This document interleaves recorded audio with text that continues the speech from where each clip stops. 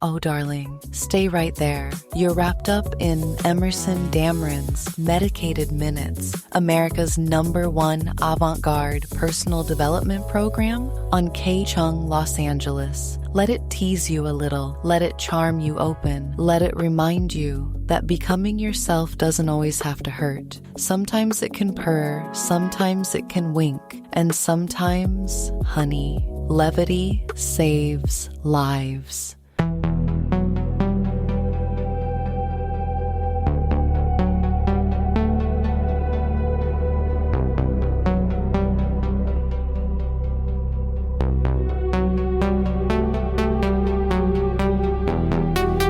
Welcome to this non-canonical edition of Emerson Dameron's Medicated Minutes. This would be, I think, more easily compared to a sound collage show that I did on college radio called Crisis.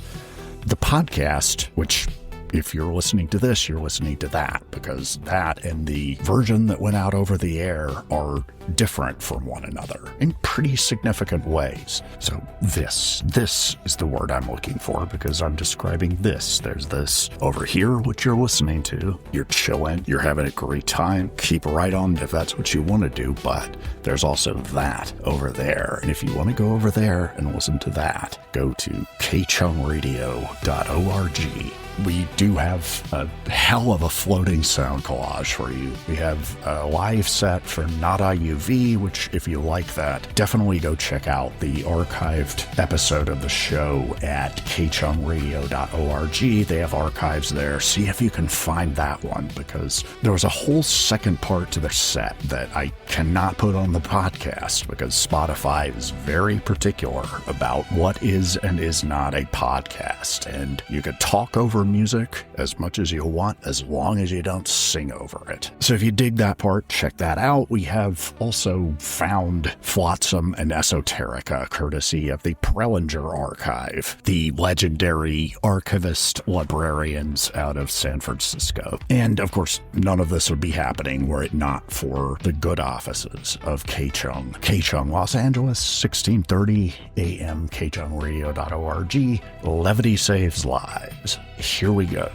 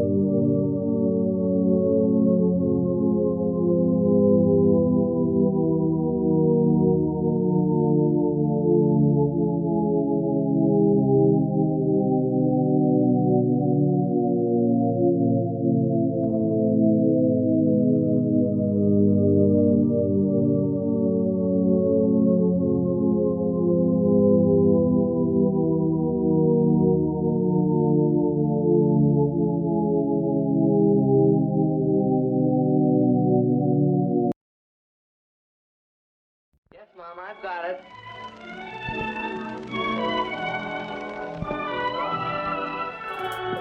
What's that?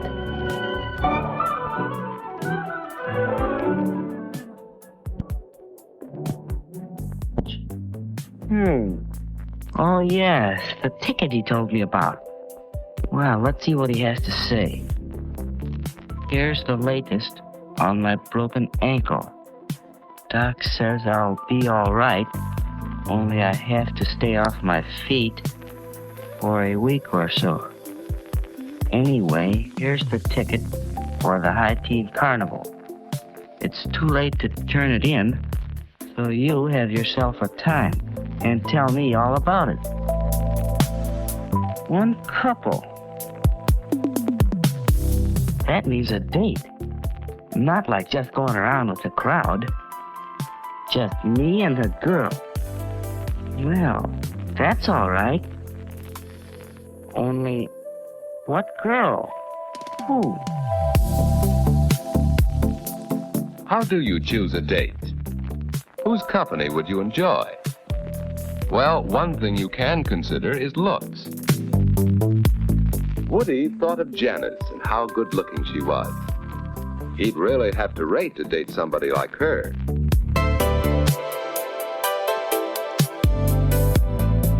Yes, he'd enjoy that. Except, well, it's too bad Janice always acts so superior and bored. She'd make a fellow feel awkward and inferior.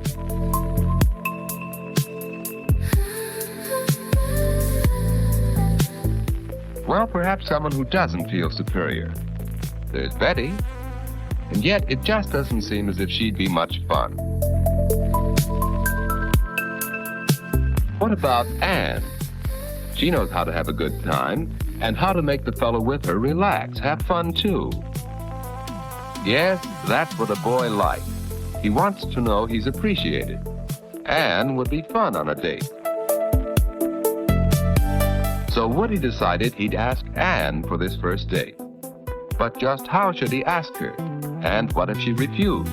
No, it won't be easy asking for that first date. Well, Woody, hi. Hi, Ed. What you doing? Just thinking. Don't work too hard.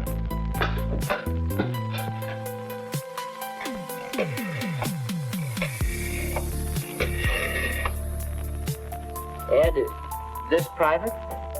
No, stick around if you like. Well, hello, Edward. I thought I heard you come in. Hi, Mom. What's for supper? Oh, Mom, is it all right with you if I have a date Saturday night? Well, of course, you generally go out on Saturday. Hello, may I speak to Mary, please? But, Mom, this is different. A date. I haven't asked her yet, but I'd like to take Aunt Davis to the High Teen Carnival. Oh, Anne's a nice girl, but a date? Well, you're rather young. Oh, Mom, give him a break. I think he can swing it. We all have to start sometime. Well, if you don't overdo Aunt Davy, Ed knows what I mean. Weekends only, and not too late.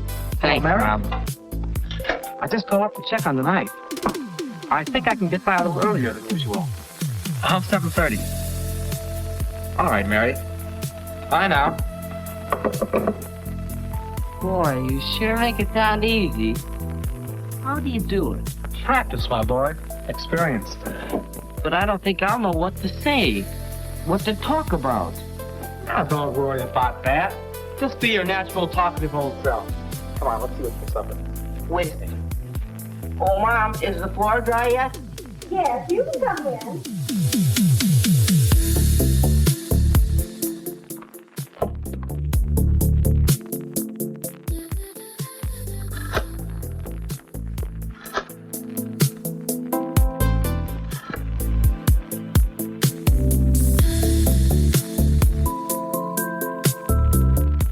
Hello, Mrs. Davis.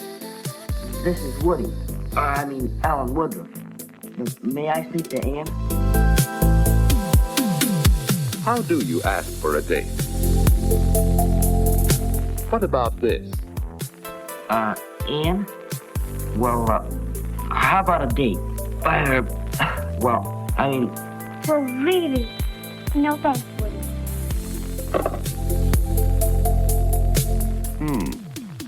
Well, suppose he did it this way. Hi, Ann. What you doing Saturday night? Well, I guess I'm busy. Oh, yeah? And they had to giving him the brush off for me? Well, of all the nerve. Well, is there another way? Ann? This is Woody. Well, I have a ticket for the High Teen Carnival Saturday, and... Well, would you like to go? Why, yes, Woody. I'll have to talk to my folks about it, but I think I can go. That'll be fun. Yeah. Well, shall I pick you up about 8 o'clock? That's fine, Woody. 8 o'clock Saturday. I think it'll be all right, but I'll let you know for sure. Bye. A date with Woody. Saturday.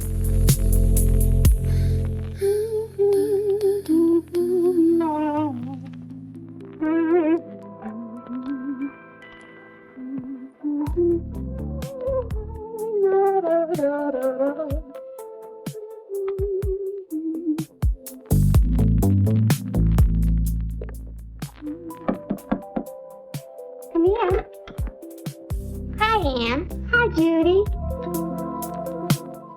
What are you doing? Why aren't you being Krista's little sister? I'm getting ready for my date tonight with Woody.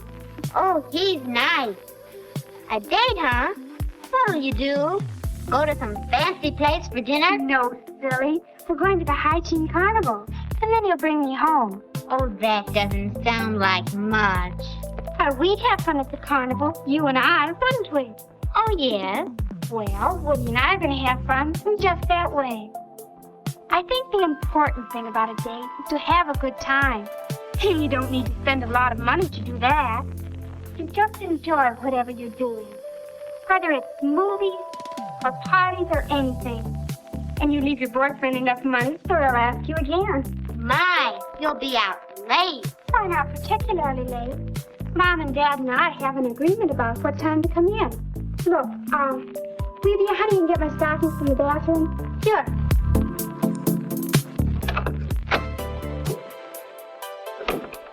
Mom, do we have any cleaning fluid? There's a spot on my coat. Goodness, you know we have some. Well, here, let me. No. That's it, son. Look your best. Your first date is mighty important. Yeah.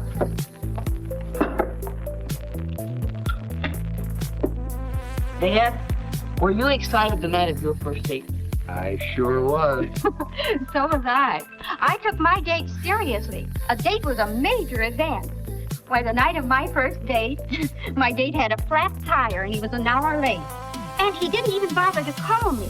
Well, when he finally came, I had to run upstairs and do my face and my hair all over again. Oh, I was so upset. That fella had a lot to learn about girls. Your mother lost all interest in him after she met me. And the moral of that story is that I should be on time tonight, right? You bet. And the same goes for Ann. Any girl who can't be ready on time for a date isn't good enough for my boy. Well, what are you doing? Oh, go find a mirror so you can see yourself.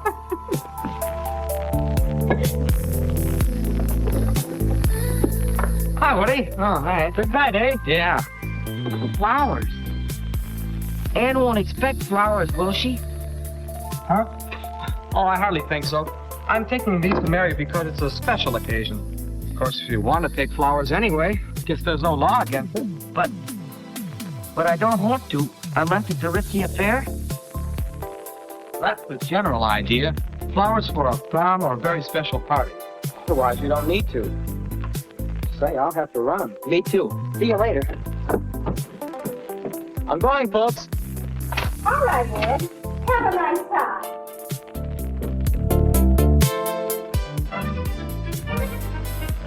But when you're having so much fun, time goes all too fast. Well, it's the time Ann had set for getting home. And now, good night. The end of a perfect evening. But how do you say good night? Perhaps... Don't, please. What, Ann?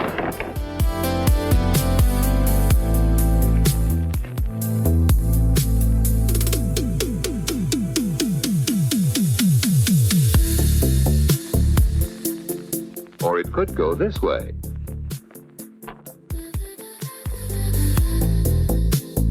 Well, so long. Just like that. After all, a girl likes to know you've had a good time. So let's try saying goodnight again. One more way. Well, it's getting late. Yes, it is. I'd ask you in for a bite to eat if it weren't so late. First time to get home in time for a sandwich or something next time.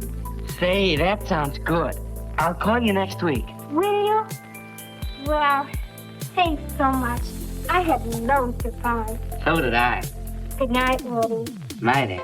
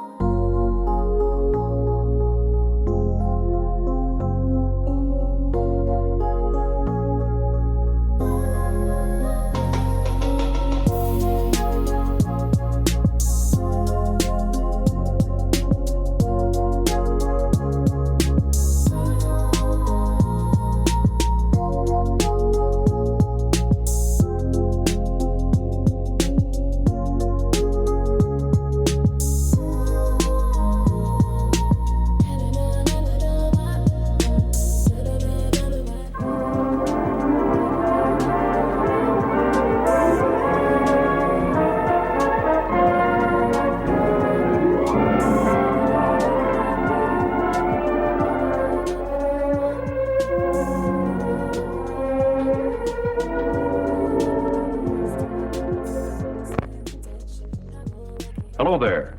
I'm George Putnam. I'd like to begin with a fact, a simple yet shocking fact. It is this: a flood tide of filth is engulfing our country in the form of newsstand obscenity and is threatening to pervert an entire generation of our American children. We know that once a person is perverted, it is practically impossible for that person to adjust to normal attitudes in regard to sex. Yet, much of this material has been described as an illustrated, detailed course in perversion, abnormal sex, crime, and violence. It is also a fact that no matter who buys this material, 75 to 90% of it ends up in the hands of our children. Now, you might ask yourself, why this sudden concern? Pornography and sex deviation have always been with mankind. This is true. But now, consider another fact.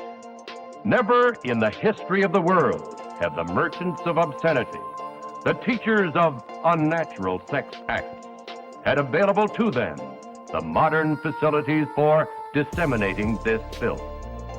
High-speed presses, rapid transportation, mass distribution, all have combined to put the vilest obscenity within reach of every man, woman, and child in the country. In the past few years, this obscenity traffic and salacious newsstand literature have become increasingly worse, not only in content, but in volume. This traffic continues to increase and flourish for one reason. It is big business, profitable business, for the mercenary persons who produce it, and for its more than 800 distributors. The United States Supreme Court has described it as dirt for dirt's sake. We describe it as dirt for money's sake. Obscene literature is a $2 billion a year business. That's $2 billion. Through this material, today's youth can be stimulated to sexual activity for which he has no legitimate outlet. He is even enticed to enter the world of homosexuals, lesbians, sadists, masochists, and other sex deviants. The psychiatric terms for these unnatural sex acts are unknown to most decent adults in our country.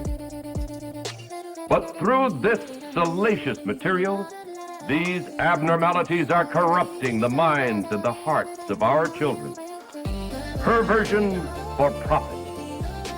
Here is the most vicious, the most insidious feature of these publications. They constantly portray abnormal sexual behavior as being normal. They glorify unnatural sex acts.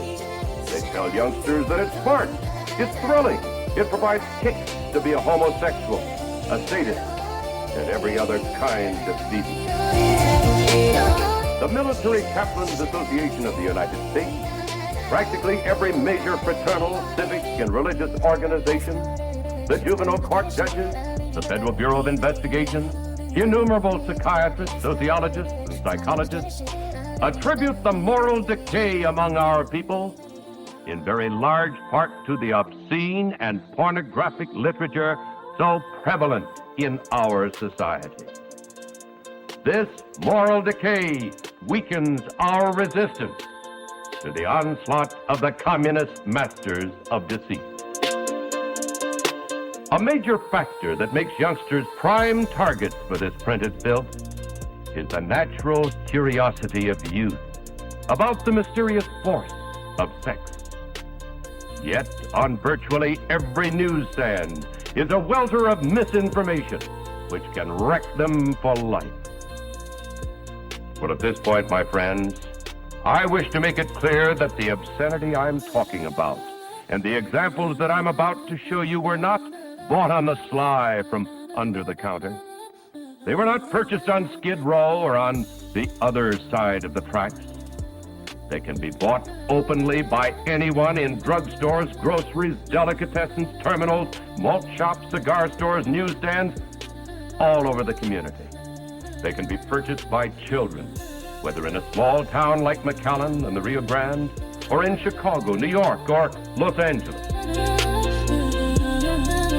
A prime example of one major category are the so-called girly magazines, which sell over 15 million copies a month.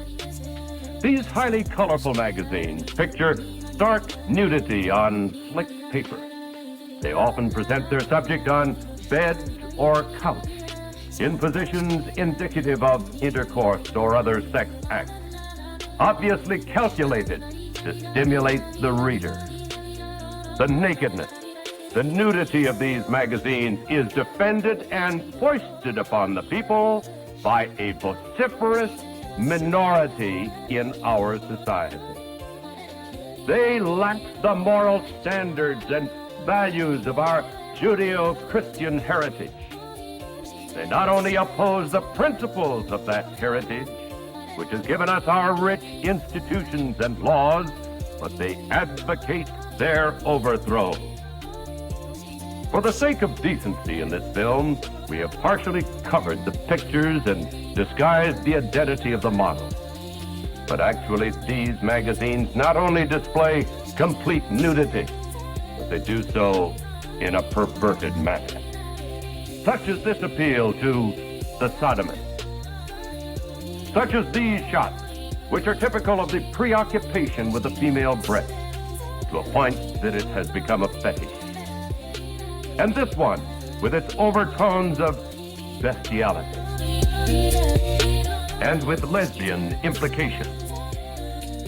Another important problem common to these publications is the dwelling upon teenage participation in wild, flagrant abuses of the God-given gift of sex. This is amply depicted by the pose of this obviously young girl, her clothes in the disarray of sexual activity, with the stimulus of alcohol indicated by the tumbler placed on her thigh. And again, the breast fetish. Note the sensual expression alluded to by Dr. Sorokin, the renowned Harvard sociologist, as being the hallmark of so much of contemporary photography. And then we come to nudist magazines. If they were printed only for the nudist cult, they would never exist. Their circulation would not support the cost of printing. These total exposures are not of nudists in some instances, but rather of paid professional models. Group exposure is a hallmark of these cultists. However, it's been well stated that very few blind people join the nudist colony. This mixture of male and female with total anatomical detail is typical of these magazines. A young boy in Philadelphia raped and killed a 5-year-old girl. And while he was testifying that he had been stimulated to this heinous crime by reading a nudist magazine, a federal court judge in Washington was granting to that very same publication a second-class mailing permit. And then we come to a terribly sad indictment of our society, the so-called physique group of publications. These magazines with a homosexual viewpoint and poses are often not understood by many youngsters who take them as instruction of body development. But psychiatrists believe that prolonged exposure of even the normal male adult to this type of publication, though he may not be aware of its true nature, will nevertheless pervert. Think then of the consequences to the inexperienced youth who, in purchasing and studying this material, becomes a pawn for these misfits, these homosexuals who have a slogan that betrays the evil of the breed. Today's conquest, they say, is tomorrow's competition. See the tender age at which homosexuals prefer their conquest. Look here at the young face and bright smile which could be the hope of the world, but in the other half of the picture is revealed the seduction of the innocent. Look at this poor young lad, but when looking, think of the others who might follow his perfidious footsteps when photos like these are available at the corner news rack. And so it goes, countless poses, still pictures, slides, movies, all with the same content, and more of the same. This picture is not one typical of the physique magazine. It approaches another class of magazines dealing with transvestites, wherein the wearing of female garments is that which provides sex gratification for the participants. This picture, of course, merely confesses on the cover of the magazine the charges we have made. In this ad, the titles of the magazines and their table of contents speak more eloquently than I of the tremendous problem here presented. Sexual sadism, strange flagellation cult, erotic confessions of a sadist. What is fetishism? The pleasure of pain, the worship of the whip, sexual problems of a masochist, how to buy a whipping, famous transvestites, are cross-dressers afraid of sex? These titles lead us to an even more bizarre but nevertheless common product of our news rack. The composite picture here speaks for itself. This type of aberration is usually depicted by showing several persons, one of whom is dominant, and binding or inflicting pain upon the other. And thus the grotesque costuming and the significance of the extreme spiked heel and the tight boot, the riding crop, the burning cigarettes, rubber and leather garments, and all the rest. And here again, an appeal to the sodomist, with a play upon the button, the lace leather garment. This picture hints at the common idea of bestiality. Dr. Sorokin, the renowned sociologist at Harvard, says that today the newsstand, quote, depicts the world as a sort of human zoo, inhabited by raped, mutilated, and murdered females, and by he-males, outmatching in bestiality cavemen, and outlusting the lustiest of animals. Male and female alike are hardened in cynical contempt of human life and values, unquote. A place apart, a world of its own, a hill in the city of Los Angeles, a remnant of America at the turn of the century. This hill is waiting for the bulldozers, the bucket cranes. Bunker Hill is waiting to be leveled, to make way for a new world of concrete, steel, and glass. Still, this place is part of our heritage, as the concrete, steel, and glass will someday be. And something more will fall when the hill is torn away. A magic chariot will topple to the ground, a gaudy colored chariot that can still take us back to the world of the near past.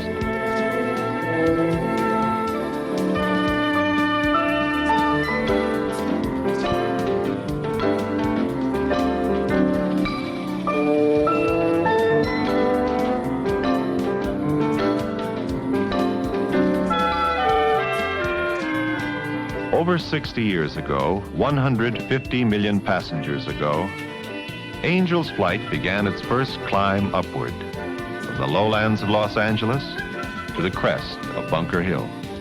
From top to bottom, 300 feet, the world's shortest franchise railway. The price? Still a nickel a ride. It has rolled on through the turn of the century. The war to save democracy, the tumbling walls of Wall Street, rolled on through the dark days of the Depression, past World War II, into the atomic age and the new age of outer space. These are facts, but more than facts, more than cables, tracks, or the cars themselves. Angel's Flight is people. The people who need it, because they are the people on the hill. Up the hill to them is a ride all the way home. The people who have heard about it and have come to see it. Flights of Fancy on Angel's Flight.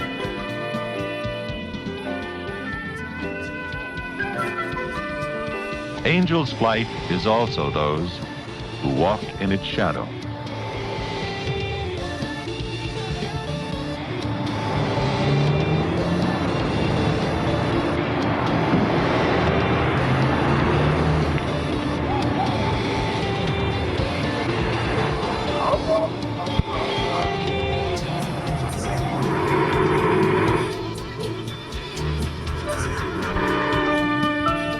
And those who run the flight.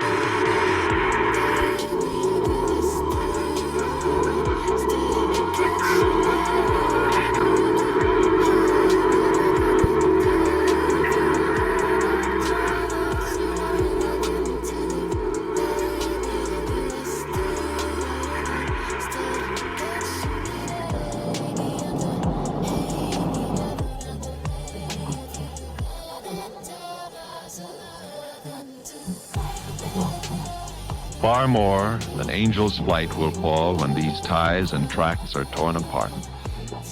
One more safety valve of a saner, more lifelike pace. One more part of our heritage will be sold for scrap. Throughout this city, this nation, in the impatient world of the new, there is little room for the old.